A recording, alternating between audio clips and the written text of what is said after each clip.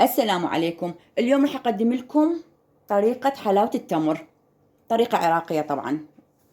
عندي تمر غاسلته ومحضرته، عندي راشي اللي هو طحينية، لوز أو زبد أو دهن حر، هيل، سمسم، جوز مبروش. طبعا الجوز المبروش والسمسم والطحينية اللي هو راشي، هذه أزين بيه التمر بعد ما أقليه مع اللوز.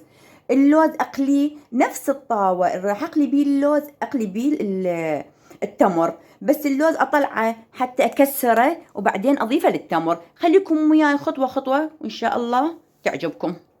هذا اللوز بعد ما قليته راح هسه أطحنه طحن خفيف. هنا طحنته، هنا حمست التمر، راح أضيف عليه اللوز وأضيف الهيل وأعجنه وأرجع لكم.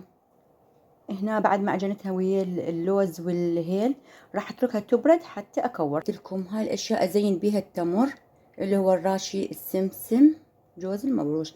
ازين التمر وارجع لكم. وهذا شكلها النهائي، واكيد نقدمها مع القهوة المرة. هذا شكلها النهائي، ان شاء الله تنال اعجابكم. قدم مع القهوة.